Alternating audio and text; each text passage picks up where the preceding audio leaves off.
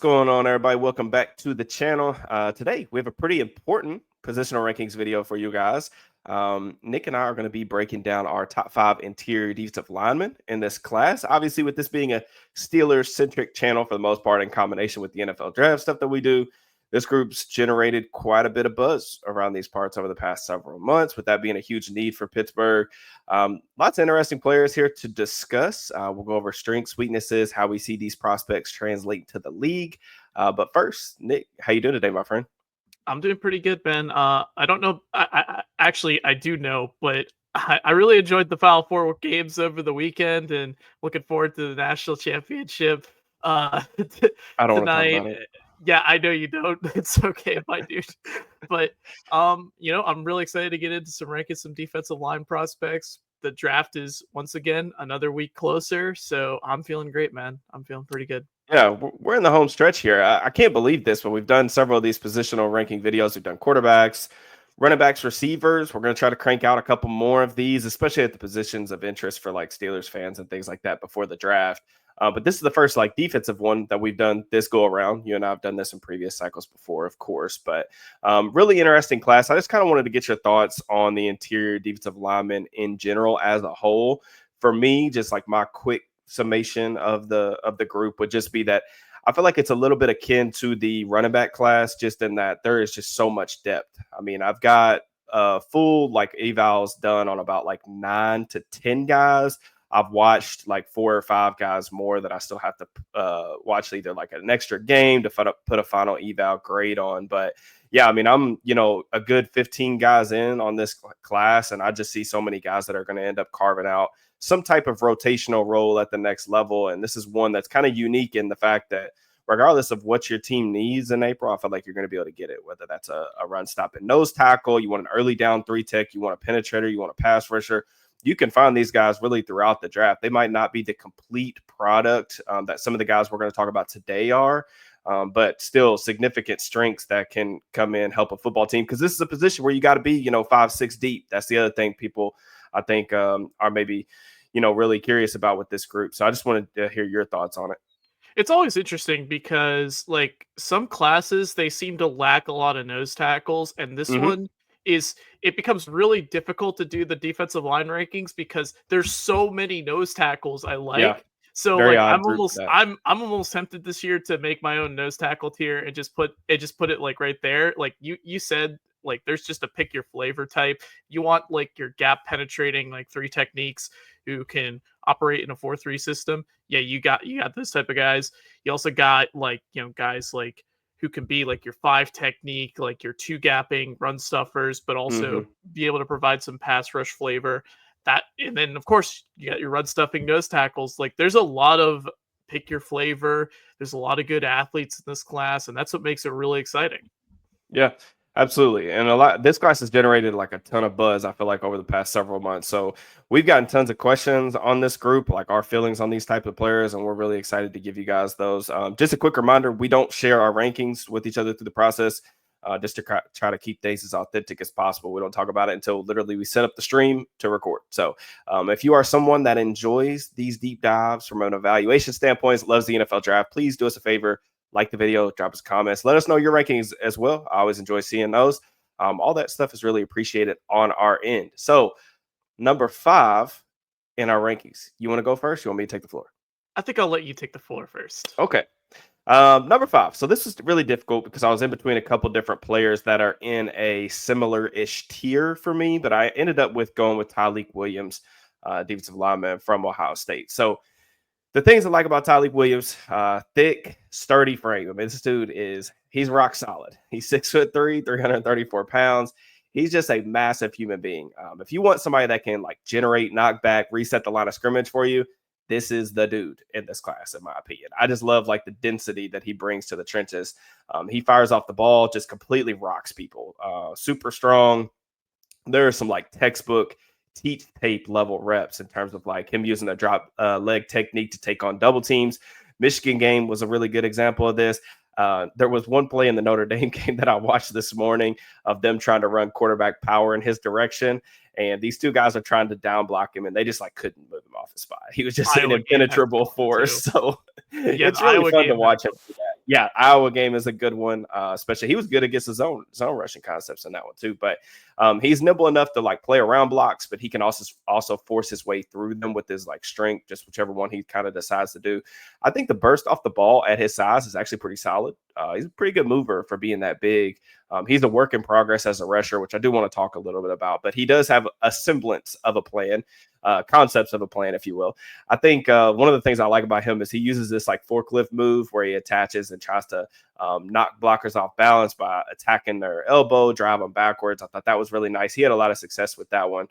Some other moves mixed in there here and there, but there is some walk back power to his game when he has the right approach. There was basically no production from a pass rush standpoint up until the college football playoffs, like the last 4 games of the season, I think conference championship game, stuff like that. He kind of just flipped a switch, turned it on. And honestly, like that last month of the season carried a lot of weight for me in terms of like my evaluation, in terms of like being able to put him in this fifth spot, because I do think that there were enough flashes in those games to where I could kind of start seeing a path for him becoming more than what he is right now. But there's no assembly required, like as a run defender, so you can kind of hang your hat on that. No, when I talked about guys that I was kind of deciding between, Alfred Collins from Texas, like one of my dudes in this class, just one of my favorite players to watch. I think he's the best run defender in the class, but I just think Williams has more upside, whereas as a pass rusher, whereas like Collins is like a net negative as a pass rusher. But still, having said that, there are like some concerns that I have with Williams. I think that there's just a lot of wasted movement in his pass rush reps. Like he does a lot of this, like hopping and jumping around, just like trying to set up these moves. Like he's a finesse guy. He's like 335 pounds. I need you to actually use your weight and move guys in the pass yeah, rush. He lets guys into his frame too often. I have questions just about his weight, man. Like I've asked multiple people this, why he is so insistent on playing at 335 pounds as a 3 technique. Like that's where he wants to play, and you see him get upfield. Like he does want to get into the backfield. Has anyone told this guy that he could drop like 15 pounds, probably still be really good against the run, and we actually might get some pass rush production? That's my biggest question. I know his weight has fluctuated throughout his time at Ohio State. Some questions about like where he's going to play at in terms of that regard, but yeah, I mean, I'm just a little bit curious about like what he's going to look like in the NFL. Is it one of those situations where he's not taking care of his body? Does he want to play that heavy? I would prefer that he dropped a little bit of weight and we could potentially see him become a more well-rounded pass rusher. But I do know what I'm getting as a run defender. I'm comfortable putting him in the top 5. yeah. You mentioned the weight, and I always think that's a very interesting like discussion because Derek Harmon, this past season when he was at Michigan State, like he was like in that range of 330 pounds, Mm-hmm. and we saw like what happened to him when he dropped weight. It allowed him to be a lot more Tested better quicker. than I expected. Yeah, exactly. Like I think there is some like potential for Tyleek Williams to grow in that role, but Mm-hmm. it was really hard to rank my number 5. He's number 6 for me. He was really difficult to like slot because I think he's just absolutely immovable as a run defender. And Mm-hmm. personally, if I wanted him to just be my nose tackle, he kind of reminds me of Snacks Harrison back from when he played with the Jets. I just think he's an immovable force. He can get lateral enough. Like I really liked how he handled those reach blocks on against Iowa. That's why that was the first tape I watched. I was like, all right, I got to see how he does against reach. Yeah. How he moves laterally, and the fact that I had no questions about that. That pretty much solidified it for me. He's able to effectively double against down blocks. You mentioned his drop knee technique. He plays with a nice wide pad or wide stance. Like he does not like Yeah. He has a he good does base to him. yeah, he never narrows at that point, which is why I'm like he just seems like one of the most solid like floor defenders in this entire Mm-hmm. class. And like you mentioned, the potential the weight to drop could unlock more as a pass rusher. We'll see. I definitely don't think he crosses face enough consistently to warrant like the amount of like swim and finesse moves that he tries to do as a Well, that's pass my rusher. I guess that's my question is like, could you would he just be better served as a nose tackle? Like if this is the weight that he wants to play at, like can we just get him at nose tackle? I don't know how he would hold up at that point, but he's built like a nose and he kind of tries to play like he's a 3 technique. And like you said, I don't think there's enough like cross face wins to really warrant some of the plays that he tries to make in the backfield. I mean, Yeah. but there are some plays too where he threw Kelvin Banks a couple times in the Texas game, like a guy who's going to go in the first round, and I think the tape is solid. my biggest hang up is just the weight. Like I don't understand why he is so insistent on playing at 335. I would like to see him be a little bit lighter. And I do think that the Harmon thing is a good comparison because like he was another guy. Like when he got to college, he was like really, really heavy. Go look at some pictures of him coming out of high school, and he's like completely reformed his body. And I think that Williams could really benefit from being one of those guys who kind of reshapes his body a little bit as he gets to the league to try to let him hit his potential. But yeah. Agreed. Yeah. So for me, number 5, this was tough, but I ultimately had to go with someone.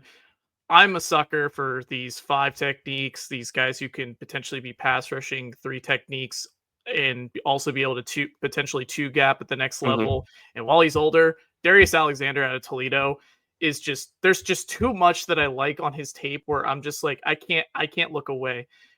For starters, like I love how he uses his length consistently. Like he is just immediately starting with his speed to power and then he immediately transitions into that one arm stab and he is just absolutely bulldozing guys and just moving them into the backfield, consistently moving that depth.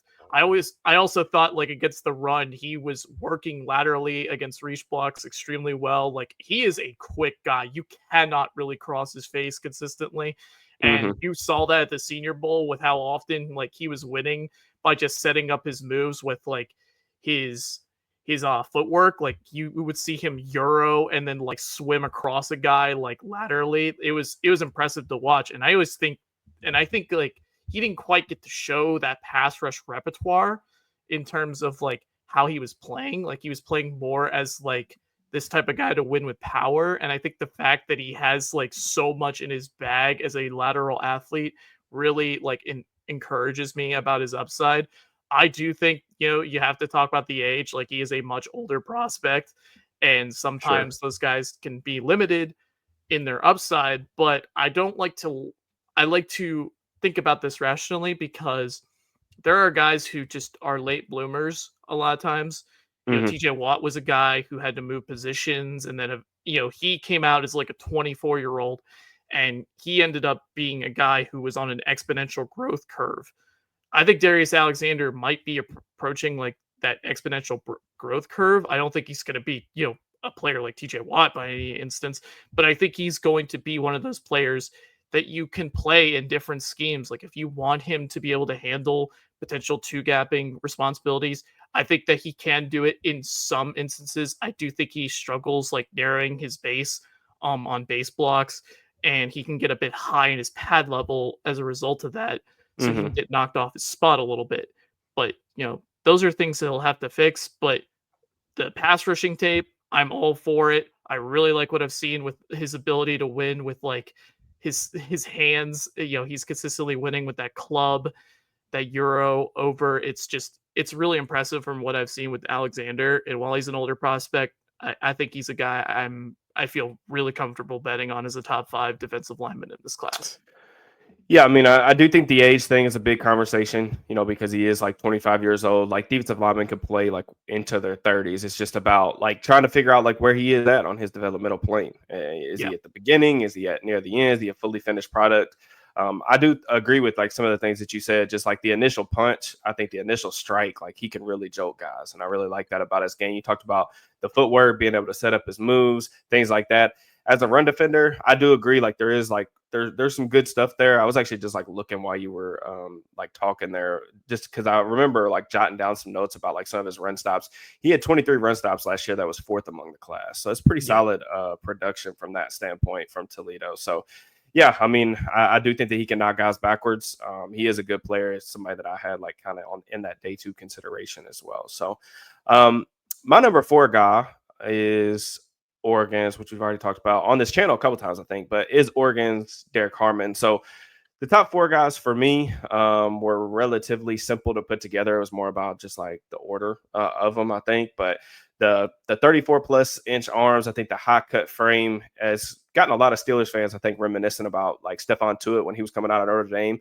He's been a popular like mock draft selection for the Steelers throughout the cycle. So I just think the size, the strength, and the length are really the building blocks for what a lot of people look for in like, a defensive end prospect. He's been one of the most disruptive players in the country this past season.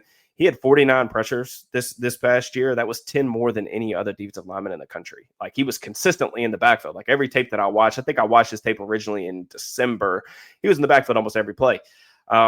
Alignment versatile. He can line up in any technique. I mean, he plays some nose, he plays some 3-tech, played all the way out to 5. He can line up, do pretty much anything. He can hold his ground up against the run.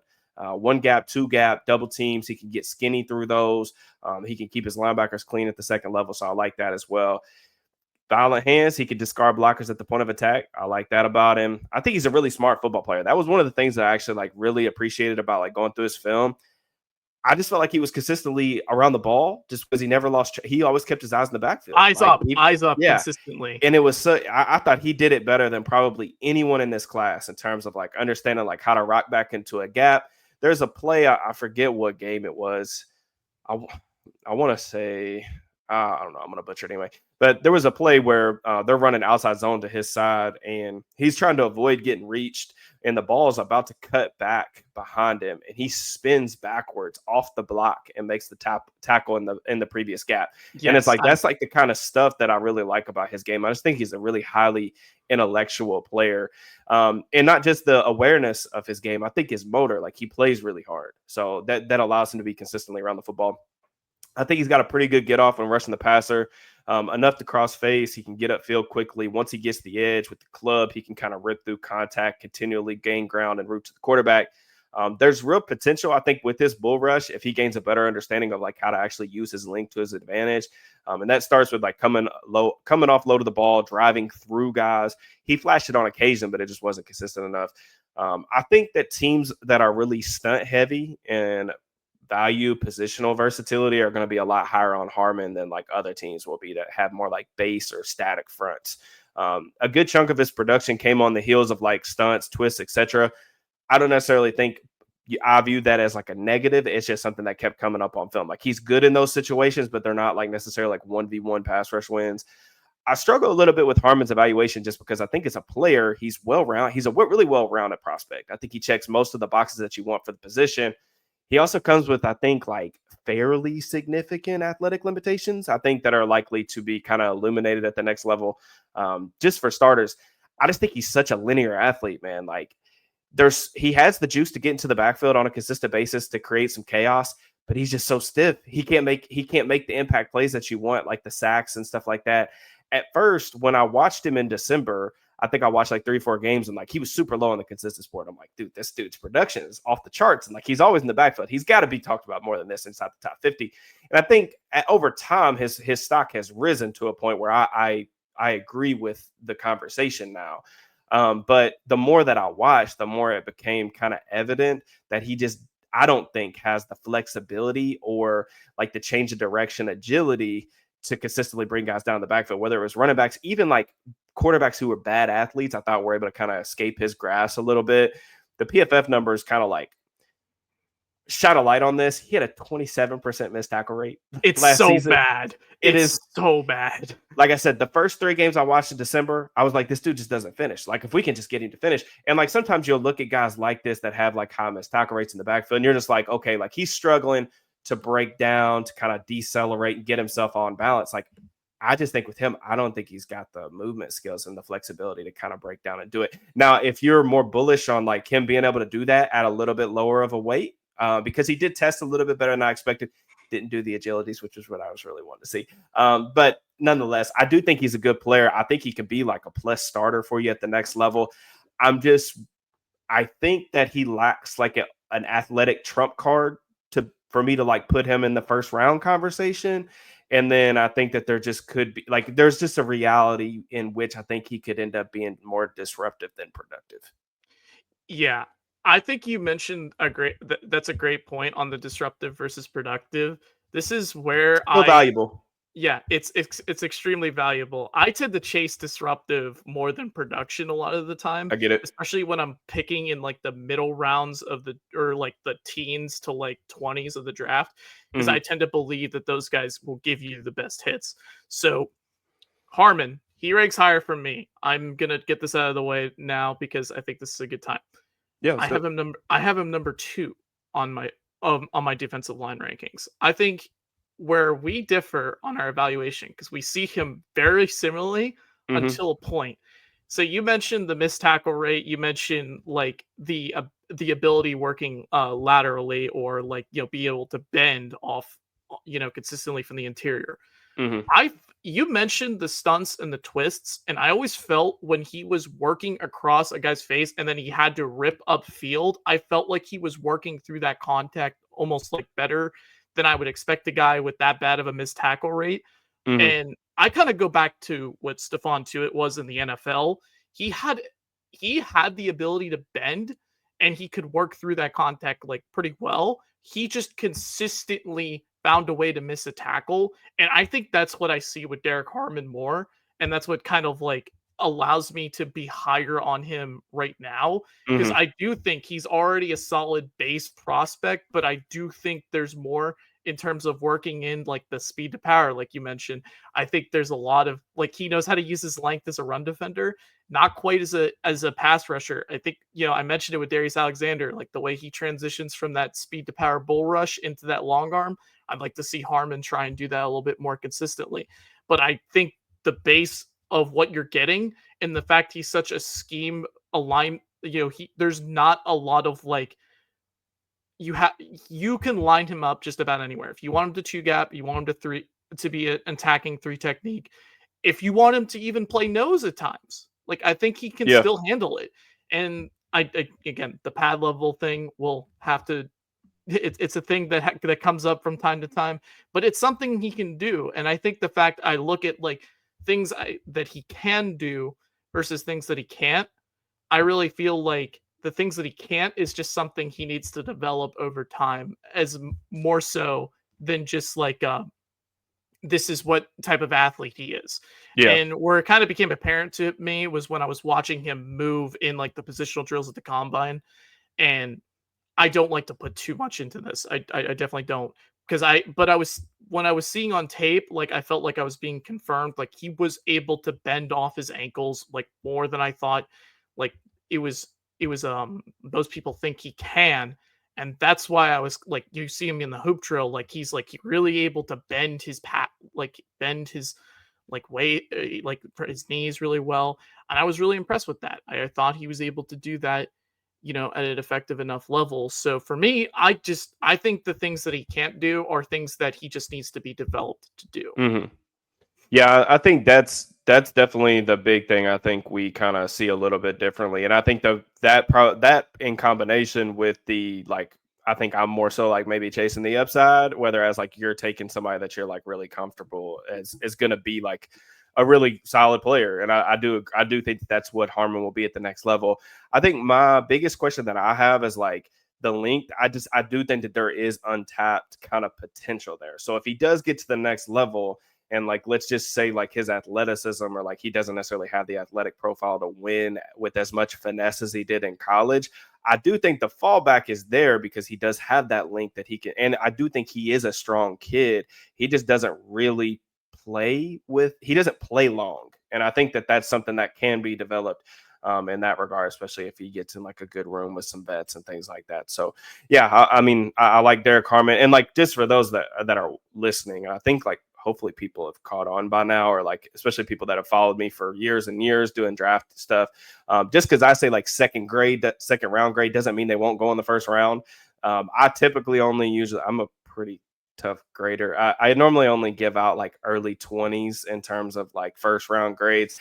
I'm not even going to get to that point this year because this just isn't that type of class. But I do think that Harmon has a good shot to go in the first round. It's just that's not like necessarily the value that I have placed on him. Going to number 3, which I think we may have the same player here. I don't know, maybe. We might. But number 3 for me is Kenneth Grant from Michigan. So Grant was a player that I didn't actually study until I want to say like January, but I saw him a lot like on like when I was watching Michigan games live 2 years ago. Truly hilarious player. Unbelievable size. He's like 6'4", 330 pounds, 83rd percentile wingspan. I honestly think that Grant is like one of the most misunderstood players in this entire class. And I read some of these evals and things like that, some of the stuff put out on Twitter, and I was just like, are y'all watching the same dude I am?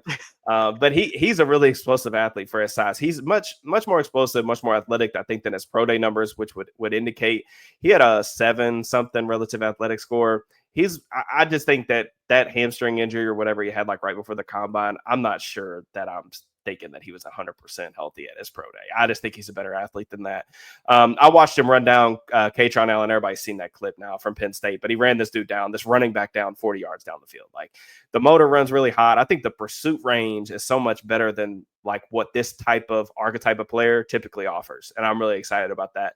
Just a massive human being, but he can swim over the top of blocks to make plays in the backfield. He plays like a 3-tech sometimes. He does. Like, he does. and he's way more sudden of a mover than anyone of this build should ever be. And it really expands to the way that you can envision him being used as a rusher at the next level. He can do the tackle in stunt stuff, both as kind of the masher or the looper. Like, this dude can actually run the hoop a little bit for you. Loves the club swim move. That's kind of his go-to move right now. And what led to like most of his like high-end wins, I would say. Hands, disruptive, violent, can dominate at the point of attacks. He can get off blocks versus base blocks. He knows what's coming his direction. I was kind of talking about that. I think he has solid lower body flexibility. The Ohio State game for him is kind of like the pinnacle of like what you're dreaming of him morphing into at the next level, I think, because there are like 4 or 5 plays in that game where you're like, okay, yep, this is a first rounder type of player. The USC game I actually thought might have been better, honestly, if you don't factor in the competition. Couple plays in that USC game, they're running zone away from his direction, which teams often did. We'll kind of talk about that a little bit later. But they're running zone away from him, and he literally just rises straight up, swims over the blocker, runs the play down from behind. Later in the game, I think it's like 3rd down in the 4th quarter. I think it's like literally one of the last plays of the game. He is standing up over the center in a 2-point stance, and he gives this dude a nasty like club swim move over the top, brings down the quarterback. And then like he's looking in the backfield, like doing the money signs, like he just shut down the place. And you're just like, I've never seen a 340-pound dude do this. Like, it's pretty awesome. Now, when I said that he was kind of one of the more like misunderstood players, it's because I'm actually more bullish on the upside than I thought I would be. And because like of what I read these like other people like talking about on Twitter, they're like, he's like this high floor player. And I do think that he has like a relatively high floor, but I think he does have like a good amount of potential, because I think most of his issues are actually like pretty fixable. Like, his pad level right now, huge issue. Like, he's being billed as this like 2-gap run plugger at the nose. He's really not that type of player. Like, the way people talk about him, it's like he's like Casey Hampton. He's not that type of dude. Like, he's just not. He stands straight up off the snap all the time. And sometimes he's strong enough to kind of withstand playing with that bad pad level. It's going to probably be a bigger issue, I think, at the next level. But yeah, I mean, of all the guys that I've watched so far, which is like most of the guys in the consensus, like top like 4 rounds, he was consistently the slowest guy off the ball. And it's not because he can't move or because he doesn't have an adequate first step. Half time, he's not even ready for the play. Like, he just consistently laid off the ball and does not time the snap properly. The block recognition stuff is probably the most worrisome stuff for me personally, because I think that just the way other people talk about him and reporters and things like this, I think NFL teams are going to expect him to come in and like be this like hyper aware 2-gapper. And I just don't think that that's the type of player that he is right now. Like, he gets blindsided and clocked like once a game where he doesn't even see it coming.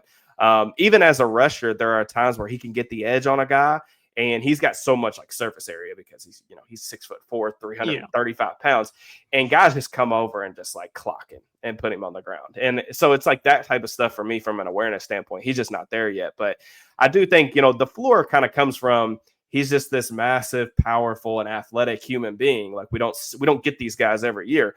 But I'm just very curious about like how dominant he could be if he could harness like some of the traits a little bit more, because I do think that there is upside there to being more than just this like 25 snap a game player that a lot of other people see. See, I view him very similarly. I have him 4. I don't have him 3. The thing that was interesting about Grant was, despite like you mentioned like some of the double teams where he's getting like knocked off the blind side. What I thought was really incredible was sometimes he's playing with this really tall pad level and he's narrowing his base It is too makes like no oh sense. it's too narrow and somehow he ends up just like making the play in the backfield. And I'm like, how are you doing that? And then Hmm. it makes you think, how could this look at the next level? He's gonna struggle early with those types of Hmm. plays, but as you fix the technique as things come along and then you show his ability, to be able to cross face as a pass rusher, you start to think, oh, okay, this is what the vision's supposed to be. Like can see it in the long term. I just think some of the short term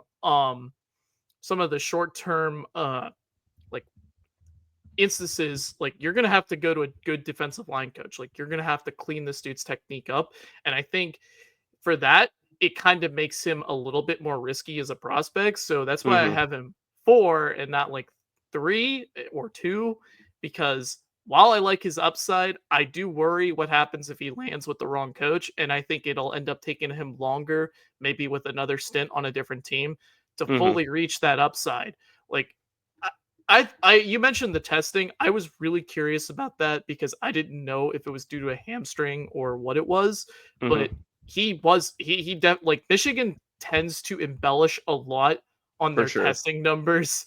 So I was really curious. And even though like the testing numbers are only good, I still think like it makes him like a like a good like prospect in that regard Hmm. in his ceiling. So I see him similarly. I don't I just have him a little bit lower. I just think like the the potential of him landing with a coach who doesn't really know what he's doing to clean up his technique could really like screw things up. But Hmm. yeah, we have a similar view on Another how thing that another how thing that I would say, I don't necessarily have like great comps. I know everybody loves comps. I don't do a ton of them. I've been trying to work in more just to give people the like a general overview of like what this player could potentially become. yeah. But I was looking on his relative athletic score, like his profile and like the players he mostly compares to. Uh, Chester McLaughlin is a guy that he was compared to. He was like someone that was around the NFL like when I was like super young. So a lot of listeners to this podcast will not remember him. But he did make 4 straight Pro Bowls for the Raiders, like early in his career, like nearly identical type of build. Kind of another one of those guys that was like a better pass rusher than I think people ever really envisioned him being. Like he topped out at like 9.5 sacks. I don't know. I wouldn't bet on, I'll say this, I wouldn't bet on Kenneth Grant being like an 8-9 sack guy. But do I think that there is a very real possibility that he could be a 5-6 sack guy and a positive run defender on top of that? I do. Like I absolutely do. Even though like the production and stuff doesn't jump off the page right now, I think that like I said, I think a lot of the stuff that really needs to be fixed is pretty minor and fixable. So that's kind of why I'm willing to bet on him. But Grant was another guy I had like more kind of like I have an early second round grade on him. So yeah, somebody that's probably gonna go in the first round, I would imagine. But he's a really fun player and somebody that has, again, I think more upside than given credit for. Yep. All right, so what do you have so far? You've listed off 5, 4, and 2, and I've listed off my Yeah, top 3. 5, 4, So and 2. so we really have probably 2 of the same players to still talk about. Yes. I'll go first on this one because this is a really interesting conversation, and I think a Yep. lot of people are going to be very confused when they hear this at first. But my second ranked interior defensive lineman is Mason Graham from Michigan. So just bear with me here. I have a lot of thoughts on Mason Graham. So this is somebody that I watched over the summer. Was completely in love with him. I talked a lot about him on Twitter and things like that. If I recall, different podcasts leading up to the season, somebody I was really excited about. Penetrating 3 tech. This dude's like a real blur off the ball. Like Graham, you talk about crossing the face of blockers in a flash. Like really good lateral agility, insane productivity anytime he got a 2-way go against an offensive lineman. So like pass rush situations, dominant, borderline. So he can start like on the inside of a blocker in a 2-eye, kind of sell like he's going outside shoulder, jab step back inside, swim over the top of that guy, and basically meet the quarterback on his back foot, on the back foot of his drop. Like that's the type of athlete that we're talking about here. Now, this is a player that I think understands his skill set really well. So I talked a little about like Tyleik Williams kind of doing a little bit too much like finesse moves. Like Graham understands like what he is and how to use his particular traits to his advantage. And I think that is advantageous for somebody making the jump to the NFL. Like he already knows how he wins. He wins mostly with quickness as a pass rusher, but there were certain matchups where I felt like his bull rush was a little bit more dangerous when he was able to kind of land that first strike. He can jolt guys backwards on contact. You see it when he uses the club too. So he loves like the club swim move. Like there are some of his club moves that literally knock guys almost onto the ground. He has a wrestling background, so that's always something I like to note about like offensive linemen, defensive linemen, just because those guys have a really firm understanding of how to play with good leverage, which is extremely important in the NFL where everything happens so quickly. I think he plays with really good pad level. I mean, I wouldn't even say really good. I would say great pad level, like on a consistent down to down basis. And that's just not something that you say a lot about a lot of these guys in this class, to be honest with you. He will try to sit down, try to anchor down, drop to one knee if he can. Like from a technical perspective, I'm not really sure there's really any glaring weaknesses in Kenneth Graham's game or Mason Graham's game. I would be curious on like what you think about that aspect of it. Now, weaknesses like or concerns I have, I think that they really just involve about like how his game's going to translate to the league. Like he's definitely quick off the ball, but is he special in that regard to avoid like guards being able to get a hand on him at the next level? Like is he that special of like a first step athlete? I don't really think he is. And the only reason I say that is because when longer guards were actually able to like mirror his movements and get a hand on him, if you just touch this dude's shoulder pad, he's going to the ground. Like Texas like game. his contact balance is like it's really really poor. Honestly, like Mhm. I don't know. I can't remember like a time where like this level of prospect was on the ground this much. Like someone that was this productive. Like he's on the ground all the time. So that the contact balance is concerning to me. The ability to continually gain ground in his rush is concerning. Um, his technique versus the run, like I said, like he does play with great pad level. Like his technique versus double teams, not an issue. But there are just instances every single game that you watch where he's just bounced multiple gaps over. I mean, just completely mauled off the line of scrimmage. Just too many examples against outside zone where I felt like he was getting reached or displaced with the ball hitting right behind him and he didn't have the awareness to kind of jump back and fall back into the gap. I think he's really effective as a gap shooter when he's trying to get upfield, but I also think that there's some like meat left on the bone in terms of like when he's getting up the field, he doesn't necessarily have like the tackling radius or range to make a lot of plays in the backfield. So like it's kind of a little bit like the Derek Harmon conversation where it's like there's disruption here, but is that going to lead to production at the next level? And like with how often he was in the backfield in college, you would expect him to make more tackles for loss, and he didn't necessarily always do that. So like that was my biggest thing with him. So I'm curious on what you think of Mason Graham. Like I said, I think that this is a good player and someone that I've cooled off on a little bit. Not I know a lot of people have talked about Mason Graham, and like some people are saying like people are overthinking it. I don't really know ever what that really means, but what are your thoughts on Mason Graham as a player?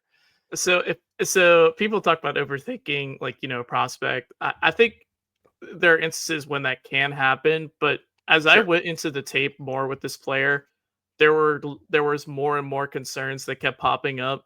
I really think the Texas tape you mentioned, those longer guards, they get into him and he's like on his ass immediately. I counted about double digit plays where he was on his ass in the Texas game, and that is not a good thing as a prospect. And this is one of the reasons I have him rated number 3 and not number 2. You mentioned the disruption versus production. I think he's a little bit more scheme specific, almost a bit too scheme specific.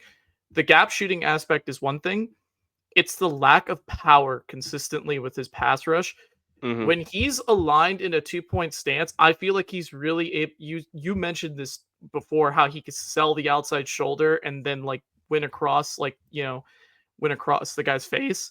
I think it allows him to set up his power more consistently, and you would see Michigan, they would line him up in a 2-point stance over the guard or the center and allow him to really like tap into like what power he had. And we look at his build, like he's like more in the 290s. He may have even played in the 280s I have at major Michigan. questions about the weight thing. So this is one of the things I think it's important for like listeners that will probably want to know. He was listed at 320. at Michigan, and like you pop on the No. tape, you know immediately it's not 220. He came in at the combine at 296. At his pro day, he said he said that his weight often fluctuates. He was dehydrated at the combine. That's why he came in so light. He said, but he typically plays anywhere around 310. So it's dealer's choice on like whatever you want to believe or like whatever weight you want him at. I guess that's what he could play at. But it is one of the biggest things, question marks that I have too. It's just like, what weight is he going to play at? Because Yeah. I'm honestly glad that he wasn't 320 at Michigan, because if like a 320 pounder was moved that quickly off the ball by double teams, I would be extremely concerned, especially because like I said, the technique is not an issue. It's just Agreed. a lower body strength thing. But go ahead, continue. I'm sorry. Yeah, no, you mentioned the contact balance. That bugged me so much watching It him is because like it's the biggest red flag for me in terms of like projection to the NFL because of how he's going to have to win. You just like offensive linemen at the next level. They're so gifted of athletes. And like even yes. if you believe that he's a special one, how many times like go pull up the all 22 like end zone angle. How many times as a defensive lineman are you getting through the line of scrimmage without being touched? It just doesn't happen. It doesn't happen. The special players may do it a couple times a season. Yeah. Like I mean that's how tough it is. But continue. I'm sorry. Yeah, no, you're good because I think you're making great points. The thing is about like Mason Graham, like if you're not able to set up that power consistently and you need a very Mm-hmm. specific way to tap into that power, that really concerns me with him as a prospect. And the fact that like technically speaking, like this is one of the things I was super impressed about. You mentioned like we mentioned the eyes up with Derek Harmon. Mm-hmm. Graham consistently has his eyes up, and I feel like sometimes I'm like watching picture perfect technique on how to like effectively two gap, and then I watch him two gap against a team like Texas or even Ohio State. Ohio State game was a little bit better in this in terms of like handling, you know, doubles and being able to win like across Mm-hmm. guy's face without getting like thrown on his ass. But like I think it's a bit too scheme specific for me. But you mentioned he's just an amazing lateral athlete. I think the fact that he can bend effectively is a good thing. The fact you can see him sometimes play him on the edge, and you can really see him tap into like that ability to win as a lateral athlete. I just think it's really hard at the next level to win specifically that way and that way only. You need to be really gifted of an athlete, and the fact we didn't get testing numbers really concerned me. Mm-hmm. So I'm a bit more bearish on him, but I still feel that this is a good player. I still like a lot of what I watched in terms of him being able to win. I'm just really curious how it's going to look at the next level. This is a very like questionable projection where like I like the player, but I just don't know how it's going to look at the next level. So that's where I'm at on Mason Graham. I just think it's a bit too complicated of a discussion in terms of Yeah, and like for me personally, like I still have a first round grade on him, and I know I talked a lot about his strengths. We talked probably more about his weaknesses. I just feel like it's good context for people to understand whether you agree with like Nick or myself, but I think it's good context to understand like the reasons why like we don't view him as like a top 5, top 10 type of prospect of a normal class. Like he's still going to get drafted in that range yeah. because this class is one, I just think the consensus probably is just higher than NFL teams are probably just higher than you and I are. And also, like, we don't have a ton of blue chip players in this draft. We just don't. Like, at the top of the draft, it's just not like that this year. So he's going to go higher than that anyway. The one game that I would say that people should go back and watch is the Minnesota game. Did you watch that one? I did watch that one. Actually, I was gonna say Oregon is also a good tape to go back and watch. I Mm-hmm. really liked what I saw in that one, and I thought he was working better against doubles, and like he wasn't quite on his ass as much as he should have been. Like Yeah, I was, and so this is the Minnesota game is really interesting to me. Minnesota came out, okay, like first two runs of the game, they ran right at him. It was like 4 yard gain, 5 yard gain. I think they punted or something like that. I think the next drive they ended up running wide zone to his side, and it was one of those plays where we talked about like he gets like washed out. They hit the ball right behind him for an explosive run, right? mm, So what happens is Michigan ends up getting up like 21-0, and then they're in a bunch of pure dropback situations. he just starts obliterating the guards. Like Yes. it was that same exact situation I was describing earlier with like where he could be aligned as like a 2 technique or 2-eye and kind of give those jab step swim moves and be right back in the backfield. But like by the time the quarterback hits his drop, and he also had like a sack later in the game, I think where he was, I think it was over the right guard, and he's standing up at a 2-point stance, like you were talking about, and he just literally drives it's actually the left guard.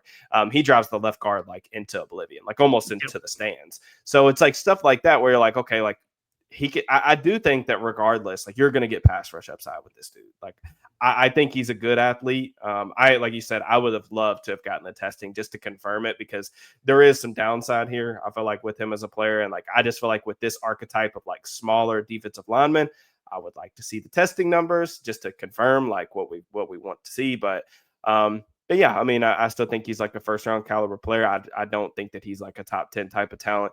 This idea that like, you know, even like a month ago around the combine, like he was talked about like in the Travis Hunter sphere. And I just, after watching these two guys again over the past couple of weeks, it's like, it's not even like, I don't even think it's close. And that's nothing against Mason Graham. Doesn't mean he can't be like a really good player in the NFL. It's just, I don't personally see him in that light. But yeah, so I think we've got the same player at number 1, which is honestly really surprising to me because I thought that I was going to be alone on an island here. And I was not sure about how you felt about Walter Nolan because we haven't really talked about Walter Nolan at all through the process. But yeah, Walter Nolan, number 1 interior defensive lineman. And I think we can have a lengthy discussion at the end of this just about him and like where he's going to go in the draft and some of the things like circulating around him.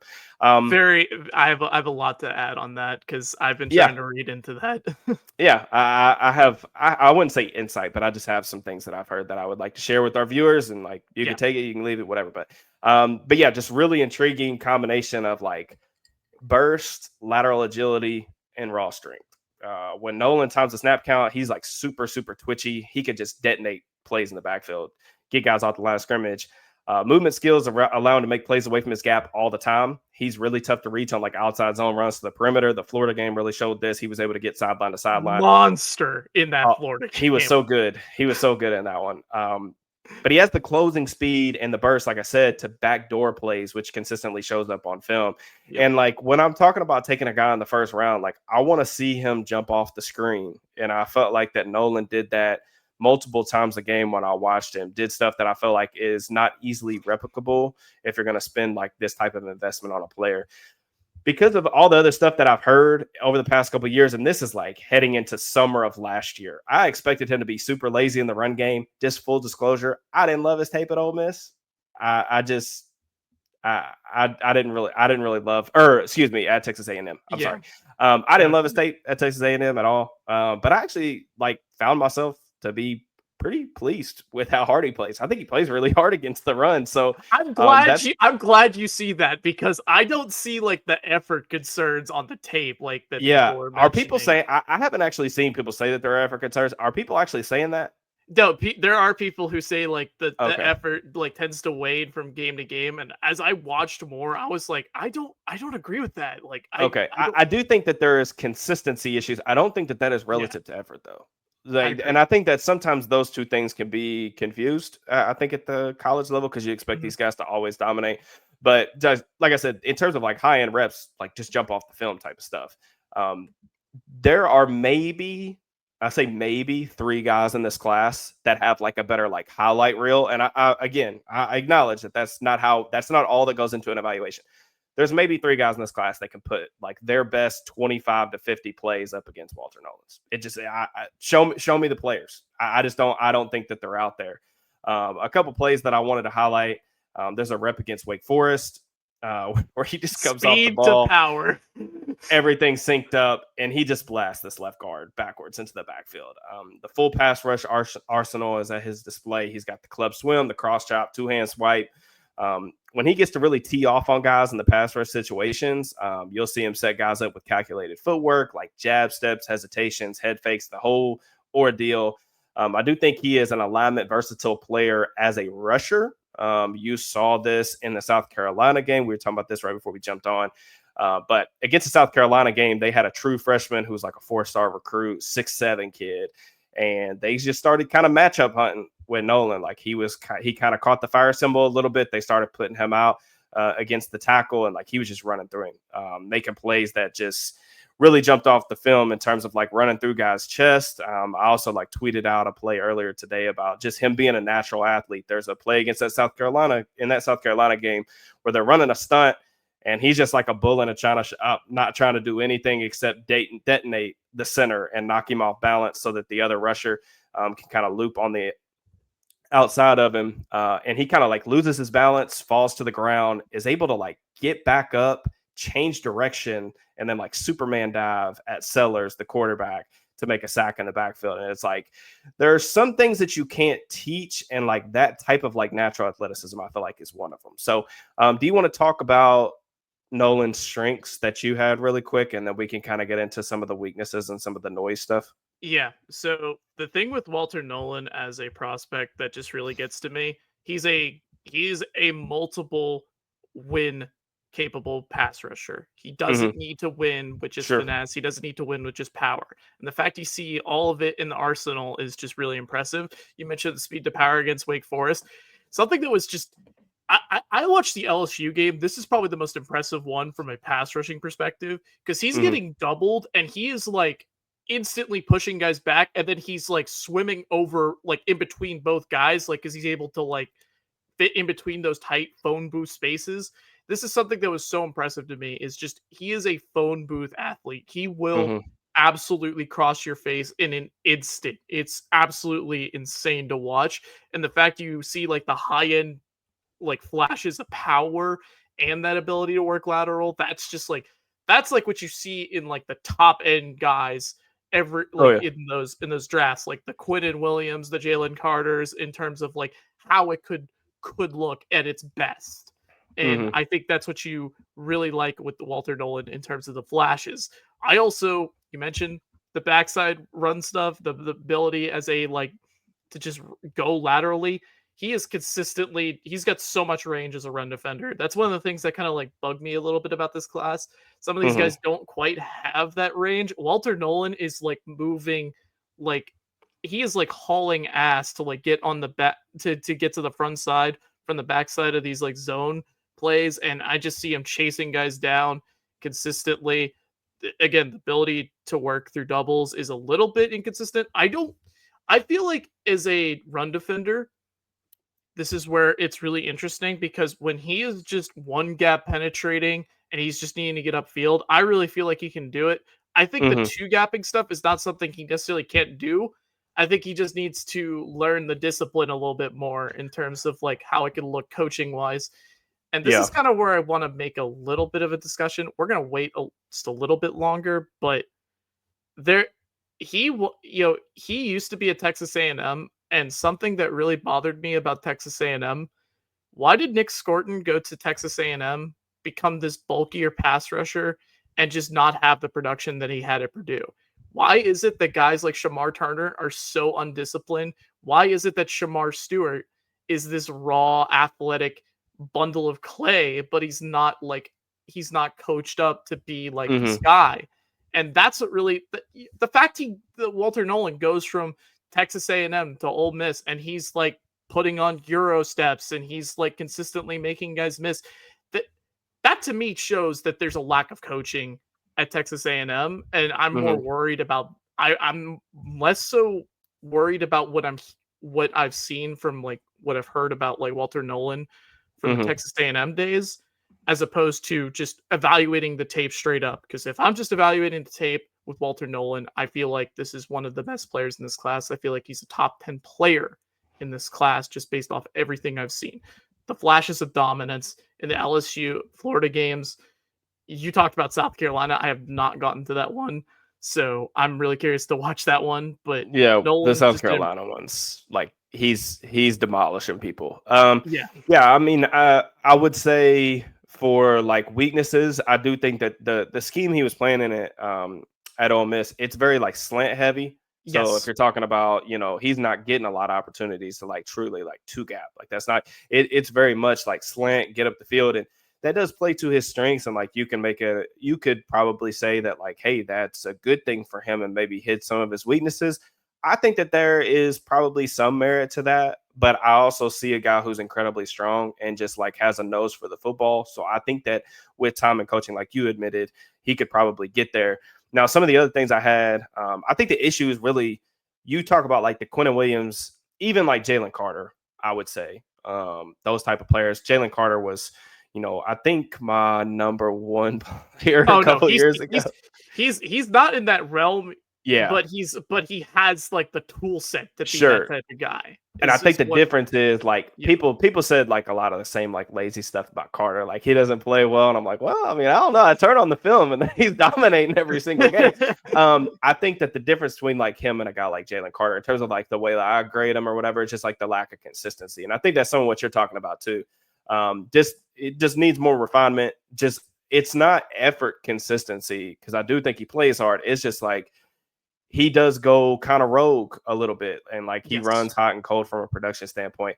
I thought the bowl game versus Duke, and that was actually the last game that I watched, was the worst game that I watched of his. Like, I don't know what happened because I didn't feel like the run game stuff was bad at all. Like I thought he was actually a pretty good run defender, like for the most part. And Duke like was just lighting him on fire in the run game. He was getting moved off his spot consistently. So that was kind of worrisome to me just because I hadn't seen it on the other tapes. But the other stuff that I think really needs to be refined, he has this horrible tendency to do what a lot of these other guys are doing, standing up straight up off the snap. It's like sacrificing some of his power. And that's why, like, when you see the power profile that he has, like the knockbacks and like the bull rushes and stuff that look really good on the highlight reels. He's low. It's because he's low. It's like, dude, like if we can just get your hands tight and you drive through somebody, you can run over anybody. Like it doesn't matter who it is. So that kind of stuff needs to be really refined. Like I said, the hands need to be more consistent in terms of like accuracy. The counter stuff, I think, is a bit worrisome because there are times where guys can latch onto him. We didn't talk about it enough, probably, about some of these other guys, but Tyleik Williams, like 6th percentile arm length. Mason Graham, super short arms. I think that one's been talked about ad nauseum by other outlets. Walter Nolan doesn't have a lot like long arms. That's just a consistent theme throughout the class. Like a lot of these guys just don't have a lot of length. But I think there are times where like he forgets how to disengage from like these like tight quarter engagements at times. But I just think that he's such a naturally gifted athlete. I think if I had to take a swing on one of these guys in round one, and it's easy to say that when my job's not on the line, right? But like if I'm taking a swing on somebody in round one, I would just bet on the upside because I think it's tremendous. I think he could be one of like the true game changers that really win you a playoff game like by himself. And like when I saw like him being moved around the formation to like matchup hunt and stuff, I'm like, he's not this type of player, but like a similar player that got like knocked for a lot of the same things that Nolan is through the pre-draft process was Chris Jones. They're not similar in terms of like body type or anything, but like that's what the Chiefs do with Chris Jones. Like they move him around and say like, we think your left tackle's trash. We're lining Chris Jones up over the left tackle, and we're going to set him up with a one-on-one. A couple other things before I want to get into some of the off the field stuff. A good like helpful thing that I was told like many years ago that I still like remind myself in the back of my head every cycle. You can tell in the trenches, you can tell who opposing teams think is the dude by two things. If they're an offensive lineman and they're a tackle or a guard, are they getting the slide? That's the thing. You can tell if they're not getting the slide, they think that left tackle is legit and he's getting one-on-one opportunities and true drop back pass sets. On the defensive line, you can tell if a dude is the dude if they are getting the slide nonstop. This dude played on the defensive line with Princely Amonmielen, who I think is one of the better like bendy edge rushers in the class, Jared Ivey, and what's the other JJ guy's name? Pegues. Yeah, JJ Pegues. They slid to him every single true drop back. Like go clip him. It was like 90% of the time teams were sliding to his direction. So it's like other teams knew like this is the dude, like this is the game wrecker. And then another thing because like we haven't really brought up like a ton of like production numbers because I mean you can look at the box score, you could look like PFF grades and anything else. I do think like the production like does matter, and I think that some of the ways that Nolan gets talked about is like he's this like just idea and that there's not production associated with him. Like for example, with the Mason Graham thing, everybody like talks about like, oh, he was there. Like you can't overthink this dude because like he's been so good. And like again, Graham's my number 2 player. So like I do think he's really good. But also like with Nolan, like go look at Walter Nolan's production. He literally had double the amount of tackles for loss and had 3 more sacks. So it's like, what are we? I mean, I understand it's like different schemes, different systems, things like that, but it's like Nolan's been productive and he's only 21 years old, just like Graham is. So I think both those players can continue to get better. I think the reason why I kind of think that I prefer Nolan is just because, like, I just think he's a better athlete. And I think that he Mhm. wins in more translatable ways because he's a little bit more complete of a player Agreed. in that regard. So some of the off the field stuff, and I don't know like what you have to add to this, but I do think it's like people will be asking about it probably in the comments, or like we'll be getting messages asking about like what we know. Full disclosure, I don't know a ton, so like I'm just gonna tell you like what I know. I'm an What I've heard outsider. is go ahead. Oh, you said I, same. yeah. So what I've heard, lack of work ethic and not being a good teammate. There's some stuff there with like showing up on time, making sure like is he going to be the questions that I heard, is he going to be a guy that's going to get in and put the work in on his body? You know what I'm saying? Is he carrying like is he carrying bad weight right now? And like he's a smaller guy, but like he kind of needs to be in like extremely good shape if you're going to win at that with that size profile, right? Mhm. Is he always somebody that's going to execute his assignments when he's supposed to? Like that was a big question. I talked to two different scouts while I was in Indy, and you could take it how you leave it. One of them said that he thinks he's the best defensive player in the draft, not named Travis Hunter. So like that's kind of one of the wide ranges of the outcome. And the other scout that I talked to from an NFC team said that he wouldn't draft the kid in the first round. So I think that there will be NFL teams with wide ranging grades on this. I've also Mhm. heard another. This is someone else that gave me this information. So this didn't come straight from a scout for me. It's a secondhand source, but said that he was like a tier 3 type of prospect, like a tier 3 risk, meaning the team that he's connected to in the NFC said that he wasn't likely to get a second contract because of some of the things that we said about the work ethic, about the teammate stuff, things like that. What do you do with that? I don't know. I can only grade off the film because I can't sit down with the dude in a room and figure out like what type of dude he is. There's nothing legal, so like the dude's not got like DUIs. Like I don't know. I think that I would buy into. I'm not saying like work ethic and conditioning aren't necessarily always related, but the dude always played hard. So it's hard for me to sit there and say like I'm gonna try to knock him for like practice habits and stuff when it didn't show up on the film. And I know we had a little bit of a disagreement on like Luther Burden when we were Yeah. doing the wide receiver rankings. But this is different for me where it's like I'm not necessarily factoring like the stuff people are saying about Luther Burden, like being like a certain personality or a diva or whatever else. Like I'm just going off of like what the film says. And I saw him jogging a lot on film. I didn't see that with Nolan. So like I'm not going to take it into account. Now, again, I fully acknowledge like the dude, even though this dude's my number one, I'm not hedging or anything like that. I think he's the best player. He could be out of the league in 4 years. I don't know. Like I think that it's just worth acknowledging that we're doing this based on what we're seeing on the film and not like sitting in a room with the dude. Yeah. And again, I'm an outsider in this whole situation, so I just kind of read what people are saying about him, Mm-hmm. what is coming out of the combine and stuff like that from certain analysts. So I've been bitten in the past for assuming things just based off like the snippets of information that we do have because we don't always have the Sure. full context of the whole story. So you mentioned the work ethic concerns. I'm very curious how much of that is coming from Texas A&M's coaching staff and not Ole Miss's coaching staff because the whole thing with like Walter Nolan's like work ethic, I'm very curious about that. That's the thing I'm Mm-hmm. because like again, I watched the Ole Miss tape. He's playing extremely hard on that tape, and I'm just kind of like, are we sure about this? Like, and Yeah. I've that's where I'm really curious, and I'm like, and then I remember reading, some people were concerned about this. He attended like six different schools like throughout high school and college combined. Mm-hmm. So was he chasing money or is he running from something? And like the put into a grain of salt. Bob McGinn sometimes has these pieces that come out, and like he kind of like mentioned it in his. Has the defensive line one come out yet? It came out. I haven't read the whole thing, but I read like Okay. one of the most important things about it, and like one of the scouts, like he was talking like how he likes to chase the money, and I'm like, okay, I mean that's fine. Can he come in If here and get me 8 sacks and then we'll worry about the money later? Yeah, exactly. Like if that's the Yeah. issue, then I don't know what we're doing. Like I don't know. Like and then Jordan Reed, like he had a piece on ESPN uh back in like mid-March, and he said every source I've spoken to about Nolan has told me that interviews and interactions with him have gone very well. And then there's the weird part.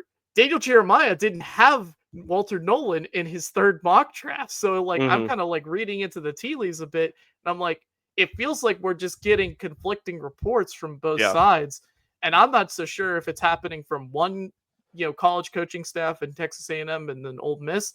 I don't Yeah. know, but I just look at what I see on the tape. I see a player who's playing hard. I see a player who is looking to get to his potential. And I think the fact he transferred to Ole Miss was the best thing he did because it allowed him to play to his best capabilities in Yeah. terms of just being able to attack. Like he got to be that guy. Yeah. The Texas it always worries me because I mentioned it. The Texas A&M guys, they didn't develop when they were there, and that's the thing. Nolan Hmm. goes to Ole Miss, he ends up doing better. So I don't know. That's Yeah. just what I kind of take away from the whole situation. I don't have anything concrete insider information on the whole thing, but that's just my whole gathering Yeah. of everything I kind of took away from that. And I will want 100% say, so like people that are like listening to this end of the podcast too are probably like the real sickos, so they probably know better. But this is not like any of the people that I've talked to, like on the inside, like scouts or people that have talked to scouts. Like this is not Steelers related. So Yeah. don't take this and put it on Twitter and say they said this. Like that's not what this is. Like neither of the scouts that I personally talked to in Indy about Nolan were not Steelers scouts. So Mhm. just to be completely transparent. So I don't have any insider information on what the Steelers think of him. I would anticipate that he's probably going to be a pre-draft visit. The one thing that I do worry about though with the work ethic thing and like some of the things that I've just heard about like his practice habits and like is he going to keep his body right and everything. I thought it was a red flag that he didn't test. Like I know he Yeah. looked good at the pro day, and like everybody said his on-field workout was like, oh, like his eye popping, like look at the way he moves and everything else. It's like I see that on film. I'm just like a part of me like wants to sit back in my chair and be like, this is like the biggest like 3-4 month job interview of your life. Can we not be so bothered to just get in shape and like do the drills? Like you're a great athlete. Like you're a great athlete. Like you don't we know this. It's Mhm. just and like for him too, I just think there was so much to gain, right? Because like his Agreed. stock, I don't I look at like the consensus boards and like things like that, like the athletic and like his stock seems the same as it was like, I don't know, in January. So it's like you're a great athlete. You had the potential to like get your body ready and go out and do the drills and like maybe you start to pop up in some top tens.